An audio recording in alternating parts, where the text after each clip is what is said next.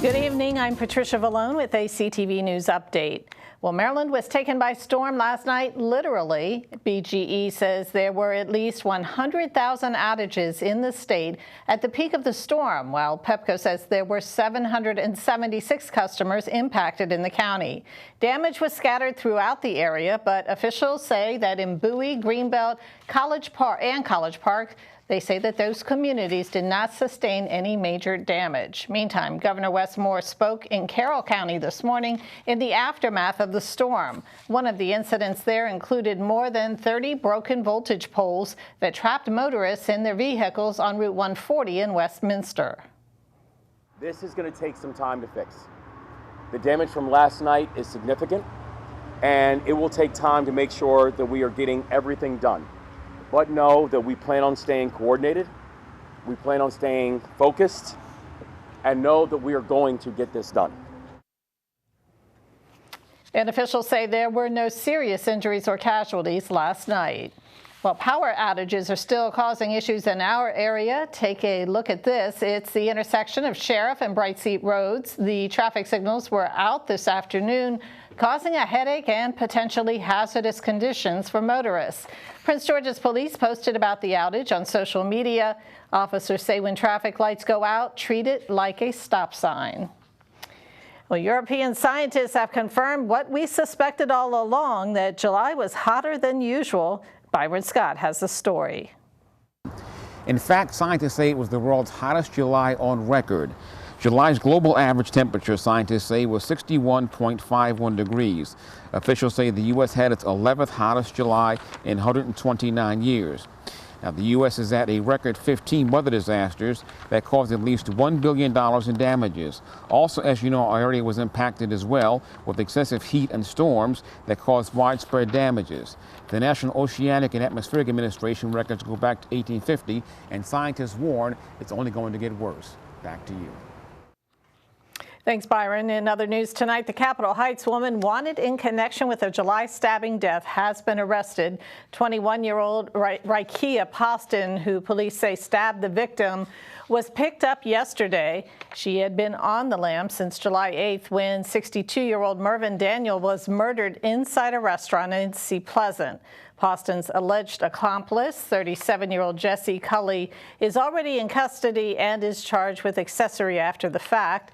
Investigators say Daniel was stabbed during a dispute with the suspects. A white Maryland state trooper who posted a racist meme depicting George Floyd has been allowed to retire 3 years after he put it out on social media. According to the Baltimore Sun, the doctored image sent by Trooper Jason Oros used an image of George Floyd on the ground, but instead of a Minneapolis police officer kneeling on his neck, the image depicts a naked black man sitting atop Floyd. The meme sparked an investigation by state police. Orris's police powers were suspended when state police issued administrative charges in 2020, but it took 3 years for a resolution of his employment. A settlement agreement was reached in April, and Oros was allowed to retire on July 1st. Critics say that the issue raises questions about objectivity and fairness of the agency, which is already under U.S. Department of Justice review regarding its treatment of employees of color. And you are watching CTV News. I'm Patricia Vallone. Coming up, the final group of county high school graduates cross the stage today. We'll have details on the summer commencement ceremonies when we return. Also, it's Kids Day at Harbor. We'll find out how science and art were included in today's activities. Stay tuned. When she was 19 weeks pregnant, Kelly went in for a routine ultrasound. The doctor knew that something was wrong. After Finn was born, multiple surgeries saved his life. I can't see Finn even getting past birth without the American Heart Association. Thanks to their support of life-saving research and medical breakthroughs, Finn got a second chance at life. Join us in the fight to help prevent death from heart disease and stroke. Learn more at helpheart.org today. Welcome back. Well, Maryland State Police are investigating an inmate death at a state prison. The inmate has been identified as 34-year-old Moisey Lewis. He was serving time at the Western Correctional Institution in Cumberland.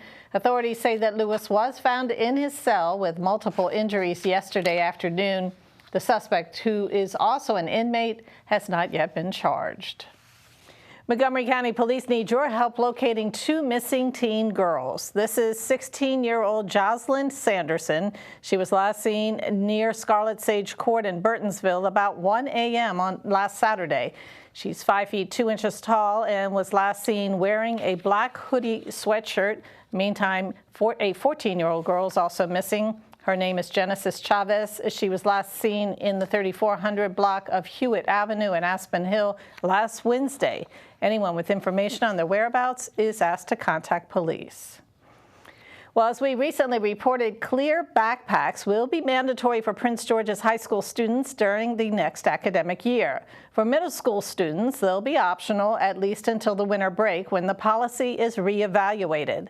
While students and parents are searching for available options, one Google technology expert says that you can find what you need online. So what we actually saw is that backpacks for school were really interesting, and clear backpacks for school specifically was what's being top searched right now. I think that if there's a certain one that you're looking for, you can even find different straps and different colors. I think for folks, the world is kind of their oyster right now, and they can go and look at all different patterns and colors and see it all in one place. And to view the variety of clear backpacks available online, you can go to shopping.google.com. The Prince George's school system also plans to hand out 10,000 clear backpacks at back-to-school events before the start of the school year. Now, the first day of classes for both Prince George's and Montgomery counties is Monday, August 28th. And hundreds of county high school seniors graduate today. The Prince George's School District held commencement ceremonies today for students enrolled in summer school. These students came from schools across the county, including Bowie, Fairmont Heights, Oxon Hill, and Parkdale. School wasn't all about books or tests. It was about discovering who you are, finding your people, and making memories that will stay with you for the rest of your lives. The seeds planted of ambition, resilience, adaptability, those seeds can and will grow into harvest, but your hard work and commitment will determine the success that you have ahead. And school officials say that more than 800 students graduated today. Well, it was a steam-filled day at National Harbor, and we're not talking about the weather. As part of its Kids Day on the Plaza series, National Harbor hosted dozens of children for a science, technology, engineering, arts, and math activity day, just in time for back to school. To teach our kids at a young age the importance of technology and math and science and all that stuff, and get them excited about it. So they watched a video, and now there's activities and reading books and everything to engage children in science and get excited about the science. And kids were treated to a showing of the PBS Kids Show Odd Squad, which encourages viewers to use skills in STEM and their creativity to solve problems. Attendees also took home STEM packets and books to keep the steam rolling at home.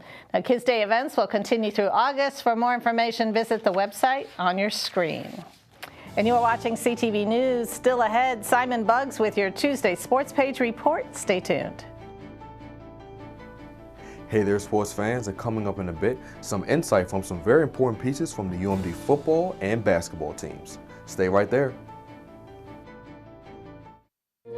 Childhood should be the happiest time of life, but for many, it's riddled with pain, rejection, shame, and isolation. At Mercy Ships, we're answering the cries of some of the world's most forgotten children and adults through free, life-changing surgeries. No one can change the world on their own, but together, we can transform it, one child at a time. To learn more about how you can help, go to mercyships.org today.